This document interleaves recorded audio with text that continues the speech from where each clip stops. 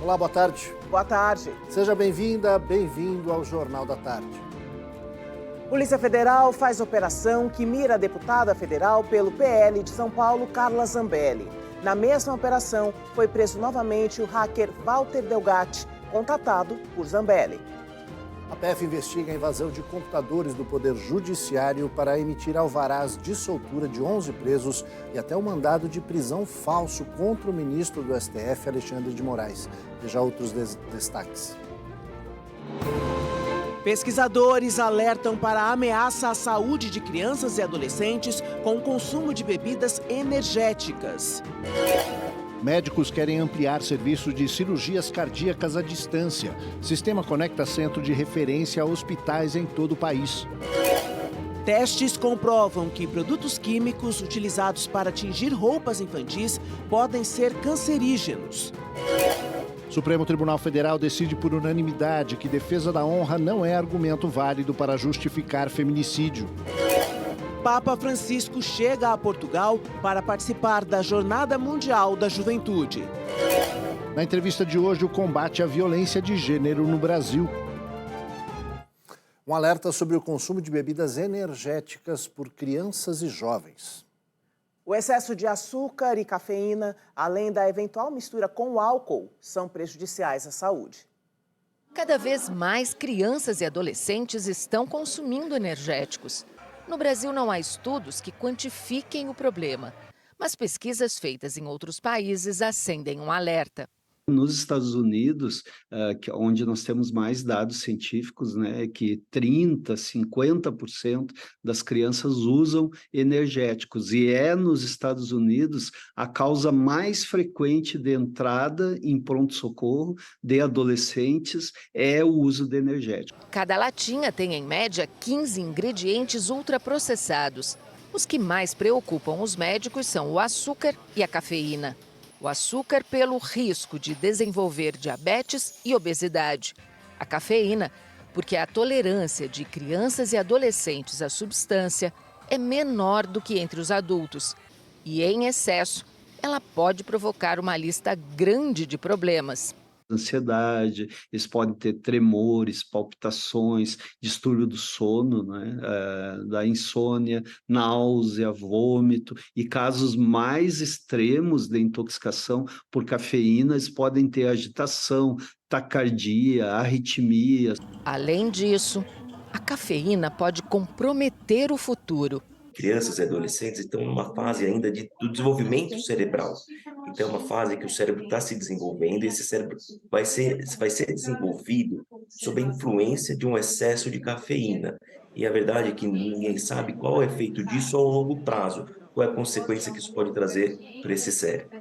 Por isso, em alguns países, como a Espanha, já há restrições e campanhas desestimulando o consumo por menores de idade. E um dos argumentos da campanha espanhola é de que lá os alunos que tomam energéticos têm piores resultados nas provas. O melhor desempenho a gente atinge tendo equilíbrio entre períodos de alta produtividade com períodos ao contrário. Existem os benefícios sendo mostrados como técnicas de relaxamento e meditação feito ao longo do dia para ajudar o corpo a se reequilibrar e se reconstituir. Um novo método de cirurgia à distância pretende diminuir a fila de espera por cirurgias cardíacas. A ideia agora é ampliar o projeto para outras especialidades e localidades do país. A pequena Maria Helena, de 4 anos, nasceu com um sopro no coração. Por isso, precisava de uma cirurgia para corrigir o problema. A espera durou 3 anos, o que a deixou cada vez mais debilitada. No começo do ano, até a cirurgia dela, ela estava cansando demais. Ela nem brincava quando ela brincava antes. Ela tentava brincar, ela pegava a bola para jogar, mas ela dava 2 carreirinhas, ela cansava. Até que, no final de abril, a família foi convidada a participar do programa de cirurgia à distância do Instituto do Coração do Hospital das Clínicas de São Paulo, o que agilizou o procedimento feito 1 semana depois. O projeto surgiu em novembro do ano passado e promove uma integração entre equipes médicas do Hospital da Universidade Federal do Maranhão e do INCOR. Todo o procedimento é transmitido ao vivo pela internet, através de câmeras e microfones instalados na sala de cirurgia e na sala de controle, que ficam a quase 3.000 quilômetros de distância.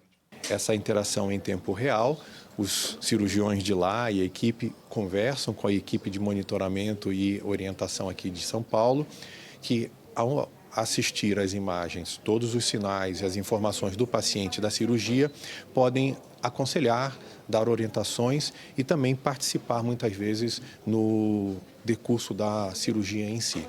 Em pouco menos de um ano, foram 16 cirurgias realizadas, todas em pacientes do Hospital da Universidade Federal do Maranhão.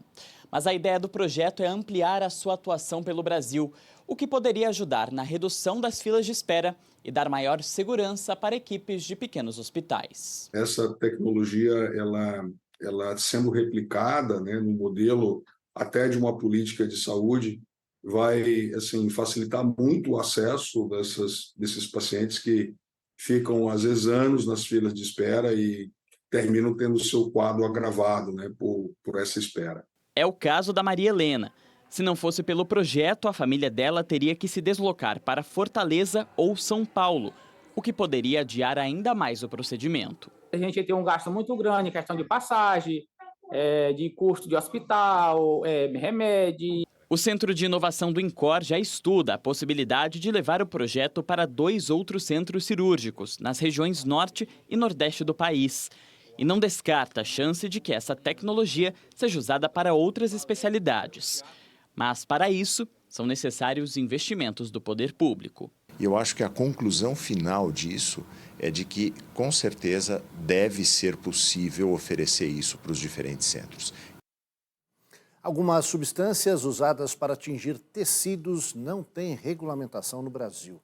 Em grandes concentrações, elas podem causar câncer.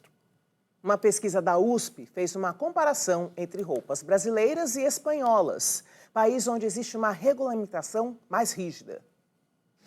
A pesquisa identificou substâncias cancerígenas em 48% das roupas produzidas no Brasil e na Espanha. O risco está na alta concentração de aminas aromáticas, presentes nos corantes. Em contato com as bactérias da pele, esses compostos químicos orgânicos podem ser decompostos e absorvidos. Tecidos sintéticos da cor rosa apresentaram os maiores níveis. A ideia inicial do trabalho era fazer uma comparação dos níveis dessas substâncias e a maioria das amostras aqui do Brasil ultrapassaram o limite permitido, que é de 5 miligramas por quilo de roupa. Os pesquisadores analisaram 240 amostras de roupas para grávidas, recém-nascidos e crianças de até 3 anos de idade, porque são grupos mais vulneráveis e propensos a reações adversas. Este oncologista explica que o contato com as substâncias químicas, especialmente a longo prazo, pode causar danos ao DNA e câncer. Uma das formas que o corpo acaba eliminando essa substância é pela urina, né? Então, esse contato com a bexiga, isso acaba irritando ali aquelas células da bexiga e aqui pode levar ao câncer de bexiga ao longo de uma exposição intensa e contínua ao longo de muito tempo. A presença de substâncias prejudiciais à saúde nos tecidos pode estar relacionada à falta de regulamentação da indústria têxtil.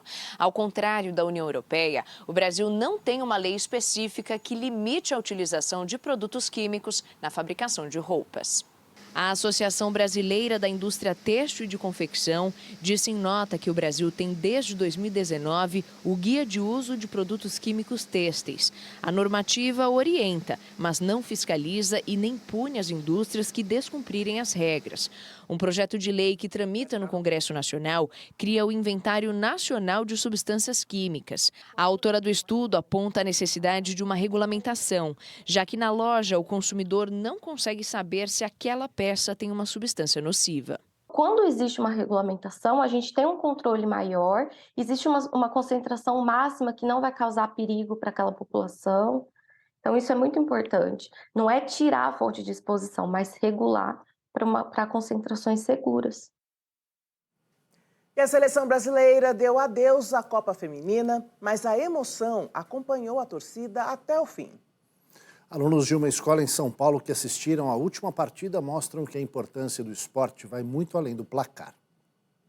Salas de aula vazias. Na programação do dia, nem português, nem matemática. Hoje, os alunos desta escola estadual de São Paulo tiveram aula de futebol.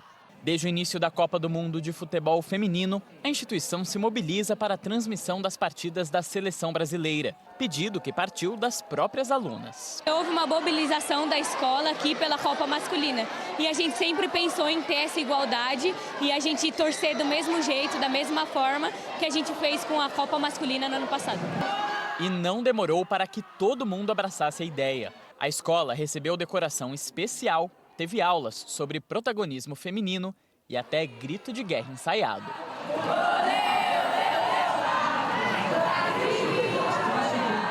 A gente achou importante mostrar a visibilidade da mulher no esporte, não só no futebol, como no skate, no basquete, né? Mas principalmente porque elas são jogadoras também. Ações como essa fazem a diferença num país que ainda não valoriza o futebol feminino como deveria. E a questão vai muito além da visibilidade. É também sobre ocupar novos espaços e dar uma perspectiva de futuro. Hoje, uma menina que quer jogar bola, ela não vai mais escutar: ah, mas você não pode, que isso é coisa de menino. Ela vai se sentir pertencente àquele mundo, vai se sentir representada naquelas mulheres e vai saber que ali também é um lugar de menina. Referência que não falta, pelo menos para as alunas da escola estadual, é que a professora de educação física do colégio tem uma certa história com o futebol. Com a palavra, Delvanita Souza, a Deva, medalha de bronze na Copa do Mundo Feminina de Futebol de 1999. Eu incentivo muito o esporte em geral, principalmente futebol feminino, né?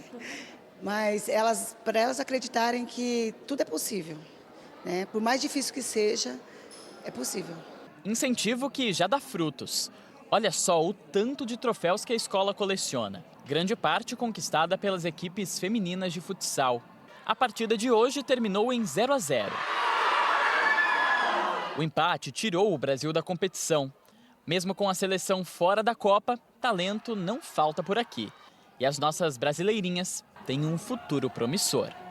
É um trabalho duro que está tendo resultado, está tendo visibilidade, a gente está conquistando cada dia mais espaços.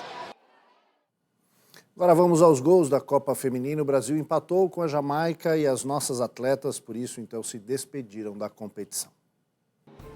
Daqui a pouco, aqui no Jornal da Tarde, deputada Carla Zambelli é alvo de investigação da Polícia Federal em caso de invasão ao sistema do Poder Judiciário. A Operação Policial Escudo da Polícia Militar no Guarujá causou pelo menos 14 mortes após a execução de soldado da rota na cidade. A gente volta já.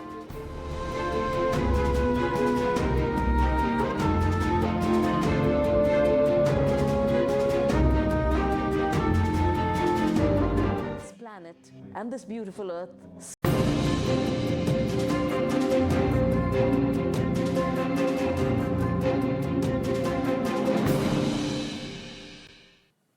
A Polícia Federal cumpriu mandados de busca e apreensão em endereços da deputada federal Carla Zambelli, do PL de São Paulo, e prendeu um hacker na operação que apura invasões ao sistema do Poder Judiciário.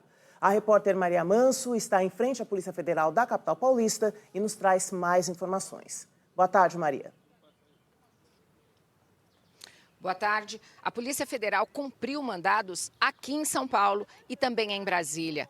Entre os endereços onde foram feitas as buscas estão o apartamento e o gabinete da deputada federal Carla Zambelli. Também dentro dessa mesma operação, hoje de manhã, em Araraquara, aqui no interior paulista, foi preso Walter Delgatti. Ele ficou conhecido como o hacker da Vaza Jato, quando foram divulgados telefones e mensagens escritas envolvendo as autoridades da Operação Lava Jato. A Polícia Federal, nesse momento, investiga a atuação de Delgatti e de Zambelli na suposta invasão aos sistemas do CNJ, o Conselho Nacional de Justiça, para a inserção de documentos e alvarás de soltura falsos no Banco Nacional de Mandados de Prisão. Na ocasião, eles inseriram, por exemplo, um mandado de prisão falso contra o ministro do STF, Alexandre de Moraes, que foi também o responsável por autorizar essa operação de hoje.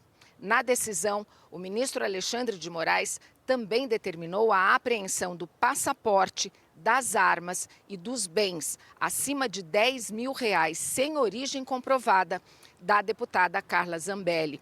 Segundo o hacker, a deputada pagou a ele pela invasão do sistema. A Polícia Federal também tem documentos que comprovam transferências via Pix, num total de R$13.500 para o hacker. E a Polícia Federal nem é o único problema de Zambelli nessa quarta-feira. A deputada encara hoje o parecer de um inquérito aberto na Comissão Ética da Câmara dos Deputados, que pode até cassá-la do mandato por quebra de decoro parlamentar ao xingar um deputado durante uma audiência pública. Agora há pouco, a parlamentar deu uma entrevista coletiva lá em Brasília e afirmou que estão tentando usar a ligação dela e Delgatti para atacar o ex-presidente Jair Bolsonaro. Ela admitiu ter feito pagamentos ao hacker. Vamos ouvir. Os pagamentos que houve foram sempre relacionados ao site, para ele fazer melhorias no site, fazer firewall no site e ligar as minhas redes sociais ao site, que ele próprio disse para vocês, todos os jornalistas, está na imprensa, é fácil achar, de que ele não conseguiu realizar essa tarefa, por isso os pagamentos não foram. Inclusive, eu deveria ter tido até a devolução, porque ele não conseguiu fazer. Mas eu não pedi a devolução porque ele realmente estava passando por momentos difíceis e, como você vê, são baixos valores, R$3 mil. Não existe relação entre esse tipo de valor e o que se diz que eu tenha feito. Segundo a Polícia Federal, Walter Delgatti deve ser trazido aqui para a capital, nesse prédio da Superintendência, entre hoje e amanhã. Voltamos com vocês no estúdio. Obrigada, Maria, pelas informações. Boa tarde. O Supremo Tribunal Federal proíbe o uso da tese de legítima defesa da honra em casos de feminicídio. A decisão da corte foi unânime. Nenhum condenado por feminicídio poderá usar o argumento para pedir absolvição. As ministras Rosa Weber e Carmen Lúcia foram as últimas a proferir os votos. Nós estamos falando de dignidade humana no sentido próprio, subjetivo e concreto, de uma sociedade que ainda hoje é machista, sexista, misógina e mata mulheres apenas porque elas querem ser o que elas são, mulheres, donas de sua vida. A presidente do STF lembrou o histórico de opressão contra as mulheres. Tantas mulheres foram vítimas da violência e do abuso, em defesa da ideologia patriarcal, fundada no pressuposto da superioridade masculina, pela qual se legitima a eliminação da vida de mulheres para a reafirmação de seus papéis sociais de gênero e a proteção daquilo que os homens, em uma visão de mundo permeada pelo preconceito e a ignorância, consideravam, e alguns talvez ainda consideram, ser a sua honra. Os resultados de julgamentos anteriores que levaram em consideração o uso da tese de legítima defesa contra a honra poderão ser anulados. Daqui a pouco, às 14h, está marcado no Guarujá um ato de repúdio à chacina da Baixada Santista. A operação policial Escudo deixou 14 mortos. É o maior número em 17 anos. E nesta madrugada, a Polícia Civil de São Paulo prendeu mais um suspeito de envolvimento na morte do soldado da Rota no Guarujá. A operação foi iniciada depois do assassinato do soldado da Rota Patrick Reis, no Guarujá. 14 mortes foram confirmadas pelo governo de São Paulo. Entre os suspeitos presos está Erickson Davi da Silva, apontado como autor do disparo. Ele se entregou no final de semana, mas nega que tenha cometido o crime. Hoje de madrugada, o irmão dele foi preso, também suspeito de envolvimento no crime. A ouvidoria das polícias recebeu denúncias de excessos de agentes da corporação durante a Operação Escudo, prevista para terminar no final deste mês. Entre os relatos dos moradores estão tortura, policiais encapuzados e sem identificação e ameaças. Foram apreendidas drogas e armas. O governador de São Paulo, Tarcísio de Freitas, disse ontem que a ação policial contra o tráfico de drogas na Baixada Santista vai continuar e que todas as condutas da corporação serão investigadas. O que houve foi confronto, foi recepção dos policiais à bala e houve reação. Uma reação que nós não desejamos, nós não queremos. Se houver desvio de conduta, esse desvio de conduta vai ser punido. Entidades da sociedade civil e de Estado, além de parlamentares, se reuniram na Ordem dos Advogados do Brasil para organizar apurações sobre a Operação Escudo, garantindo respeito aos direitos humanos. Na segunda reportagem da série A Xaninca, Semeadores de Floresta, você vai conhecer a beleza e a técnica de uma arte produzida num tear. É a sabedoria dos que se recusam a transformar essa produção de peças de vestuário artesanal e demorada numa fábrica de roupas. As reportagens foram produzidas em parceria com o Amazon Rainforest Journalism Fund e o Pulitzer Center. Quando o sol inunda a paisagem, a neblina torna branca a floresta verde. O povo Axaninca exercita o saber ancestral de viver em parceria com a natureza.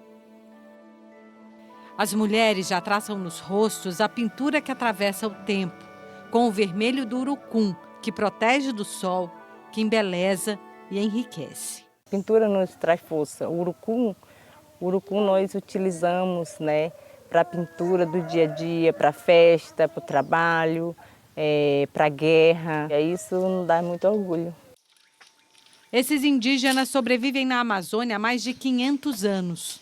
Presenciaram o Império Inca, sobreviveram à chegada dos espanhóis no Peru, resistiram aos ataques dos empresários da borracha, chegaram à região do Alto Juruá, no oeste do Acre, na primeira metade do século passado. Do lado peruano da fronteira, são cerca de 100 mil pessoas da etnia. Na terra indígena Campa, 1.300. Eu já nasci aqui, Os meus pais também nasceram aqui. Os meus avós contam que desde de pequenininho eles já andavam aqui nesse rio. Os meus avós falam de um tempo que não tinha Peru e não tinha Brasil. As placas solares, aos poucos, vão trazendo energia para a aldeia Apiútia. O moderno convive com antigas tradições. A fumaça é sinal de trabalho feminino. No caldeirão, o tecido é tingido com cascas de árvores. Na casa, as mãos talentosas estampam a peça com barro tirado do rio.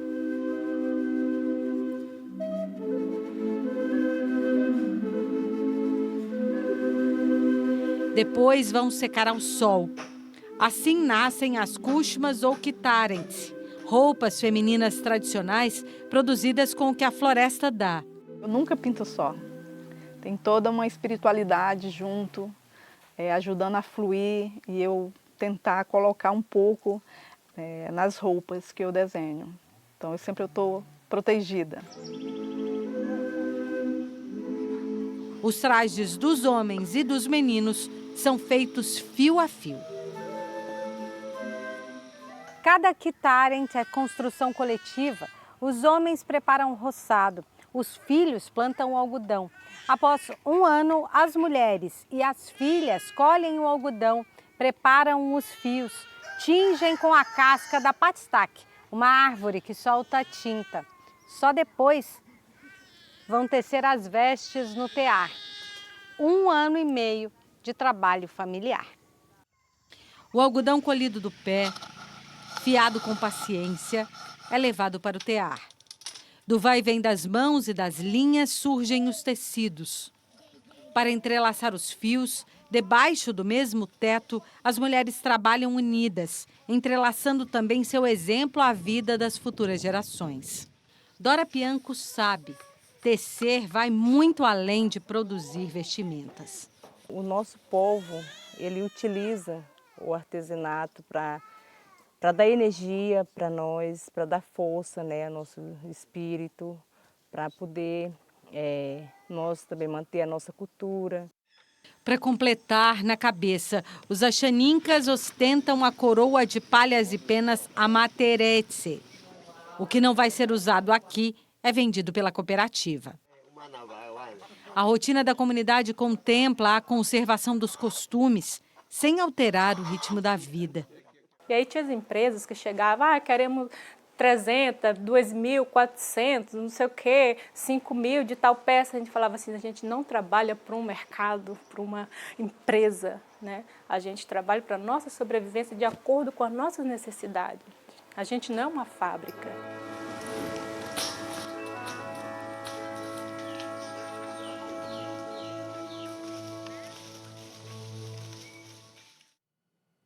E amanhã você vai entender por que as áreas florestais da Terra Xaninca estão tão bem preservadas.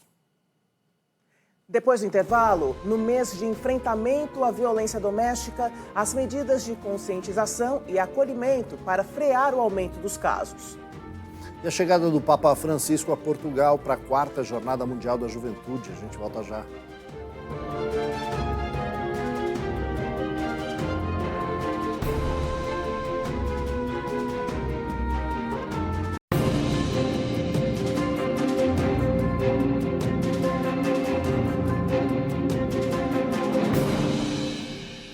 O ex-presidente dos Estados Unidos, Donald Trump, foi acusado formalmente de conspiração contra o país por tentar reverter o resultado das eleições de 2020 vencidas por Joe Biden. Foi o 3º inquérito em que Trump se tornou réu. E nos próximos dias, o ex-presidente da maior potência mundial deverá ser indiciado pela 4ª vez. A invasão do Capitólio no dia 6 de janeiro de 2021 por seguidores de Trump, quando o Congresso estava reunido para confirmar a vitória de Joe Biden nas eleições e a pressão em cima de alguns governadores na tentativa de interferir na contagem dos votos, podem sair caro para o ex-presidente. A promotoria acatou o pedido da Comissão Democrata, que investigou as ações do republicano logo depois do pleito e o indiciou formalmente por 4 acusações que envolvem conspiração e fraude e tentativa de obstrução de procedimentos oficiais. Trump deve se apresentar nos próximos dias à corte em Washington para se declarar inocente ou culpado. A previsão é de que o julgamento dure até 1 ano. Se for condenado, a pena pode chegar a 20 anos de prisão. Pela lei americana, nem a cadeia impediria Donald Trump de se candidatar e, em caso de vitória, se tornar presidente. O empresário já tinha se tornado o primeiro político a ocupar a Casa Branca indiciado criminalmente. Em abril, ele foi condenado por subornar a atriz pornô Stormy Daniels para esconder um caso extraconjugal de 2006 que poderia atrapalhar a campanha eleitoral de 2016, vencida por ele. E em junho, Trump virou réu por guardar em casa documentos secretos da época em que ele foi presidente. É bem provável ainda que Donald Trump vire réu pela 4ª vez nos próximos dias no inquérito sobre a tentativa de fraudar os resultados das urnas na Geórgia, estado-chave em eleições americanas. Apesar dos escândalos, ele lidera com folga a preferência entre os pré-candidatos republicanos às eleições do ano que vem. O Papa está em Portugal para a 4ª Jornada da Juventude Cristã. É a 2ª visita de Francisco ao país, que tem 80% da população de católicos. É a primeira viagem do Papa depois da cirurgia no abdômen a que foi submetido no começo de junho. O pontífice desembarcou no aeroporto militar Figo Maduro, em Lisboa, e foi recebido pelo presidente Marcelo Rebelo de Sousa. Andou de cadeira de rodas por causa da dor nos joelhos. Aos 86 anos e já com a saúde que exige cuidados, o Papa tem na agenda 11 discursos e 20 compromissos públicos ao longo de 5 dias. No caminho para a recepção oficial, no Palácio Presidencial de Belém, o Papa foi saudado pelos portugueses. No primeiro pronunciamento, Francisco criticou a eutanásia e o aborto, ambos permitidos por lei em Portugal. O chefe da Igreja Católica chamou a eutanásia de remédio rápido e errado para os tormentos da vida. Ao se referir à guerra da Ucrânia, o pontífice criticou a Europa, que, segundo ele, não dá espaço para a paz. Existe a expectativa de que o Papa peça perdão pelos crimes de abuso cometidos pela Igreja no país. Uma investigação apurou que quase 5.000 menores foram molestados por religiosos em Portugal ao longo de 70 anos. Francisco deve se reunir com algumas das vítimas e familiares. No sábado, o Papa vai a Fátima, onde, segundo a crença cristã, a Virgem Maria, mãe de Jesus, apareceu por 5 vezes. E no domingo, realizará em Lisboa a grande missa da Jornada da Juventude, que prevê reunir mais de 1 milhão de pessoas. Essa é a 42ª viagem de Francisco ao exterior. Agosto Lilás é o mês de enfrentamento à violência contra a mulher. Os casos de violência doméstica e os crimes de feminicídio cresceram no país entre 2021 e 2022, segundo o anuário do Fórum Brasileiro de Segurança Pública. Sobre os motivos apontados para este aumento, as formas de denúncia e as ferramentas para a proteção das mulheres, eu conversei mais cedo com a advogada da Comissão da Mulher da OAB São Paulo, Ana Luísa Porto Borges. A gente fica com a ideia de que violência é agressão, né? Então a mulher ela começa a perceber que ela está numa situação de vulnerabilidade no momento que ela é agredida fisicamente. Mas esse processo ele se inicia muito antes, né? Ele se inicia no momento que aquele homem que parece encantador, né, que geralmente é o companheiro dela, ele começa a afastar ela do seu meio, das suas amigas, da sua família, ou seja, isolar ela dessa rede de apoio que pode alertá-la do que ela está passando, né? Então, a gente fala que a violência doméstica, eventualmente, ela pode começar até com uma violência psicológica, onde esse companheiro começa a diminuí-la, colocá-la numa situação de humilhação, e ela não se dá conta disso, né? Ela acha que aquilo é uma coisa pontual, né? E não é assim. Esse é, na verdade, o início de uma violência que pode se acabar numa violência, numa agressão física ou até numa morte, né? Como a gente vê muito. E daí são vários tipos de violência. Não, você já citou a psicológica, a violência extrema, que é a violência física, e quais outros tipos? Então, além da violência, a violência física, a gente tem a violência psicológica, a violência moral, a violência patrimonial e a violência sexual, né? Então, nós temos 5 formas de violência e a nossa legislação vem evoluindo para abarcar esse tipo de violência. Ontem mesmo, né, a gente pode falar que a gente derrubou, né, a tese de legítima defesa da honra, né? Então, até ontem, podia-se alegar que aquela mulher ela era vítima, ela não seria uma vítima, né? Na verdade, aquele agressor ele estaria defendendo a sua honra, né? Então, para a gente ver como a gente, apesar de ter avançado, a legislação vem se alterando, a gente está lutando por uma coisa tão básica como ser o que a gente quer ser, né? Ou estar numa relação que a gente quer estar. Quando a gente fala em violência patrimonial, é mais frequente pensar naquela mulher que não trabalha, que não tem um trabalho fora de casa e é totalmente dependente do marido. Mas ela acontece também com as mulheres que têm remuneração e têm trabalho. Com certeza, né? A violência patrimonial, ela é quando a mulher trabalha, mas de repente toda a remuneração dela, muitas vezes ela entrega para o marido, ou ele mesmo, ele comanda, né, a vida financeira desse casal. Então, a mulher, apesar dela ganhar dinheiro, ela ainda, ele retém ou subtrai parcialmente ou integralmente essa verba dela, e ela acaba ficando nessa dependência econômica dele, né? Então, mesmo a mulher que trabalha, ela às vezes sofre essa violência patrimonial, ou mesmo até num divórcio, né? Ela se vê em várias medidas judiciais impostas pelo marido, ele entra com várias ações e ela acaba não conseguindo ter uma remuneração para pagar aqueles honorários, para defender os seus próprios direitos, né? Então, a violência patrimonial ela é essa subtração de parcial ou integralmente a remuneração da mulher para que ela fique novamente subjugada ao marido ou a esse companheiro. Por que isso ainda acontece? Aí eu estou falando em relação ao comportamento deste homem, que mesmo nessa transformação do mundo, ainda se coloca de maneira muito agressiva, muito violenta e parece que rumando contra, né, o caminhar da sociedade. Por que isso ainda é tão presente? A gente acredita que, na verdade, existe já uma grande transformação, porque a gente vê nas mídias sociais tantos alertas, né, sobre a violência doméstica, tantas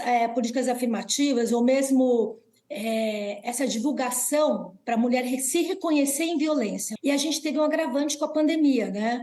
Apesar a pandemia ela trouxe as pessoas nos últimos anos, elas ficaram presas em casa, né? Então, aquele casal que convivia não diuturnamente, se encontrava à noite, passou a viver fechado numa casa e óbvio que essa violência doméstica aumentou.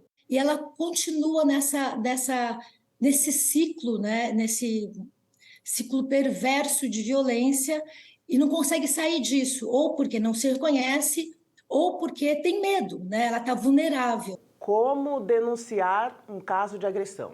Tem um canal de atendimento que é 180, onde as pessoas são treinadas, né, para ouvir essa mulher, explicar para ela que ela está numa situação de violência, quais os meios, o que ela precisa fazer, né, como ela pode procurar, quais são as medidas protetivas para ela se proteger dessa violência, né, a Casa da Mulher, enfim, ir numa delegacia de mulher especializada, né, que vai ter esse profissional treinado para ouvi-la e para poder orientá-la como a melhor maneira de seguir.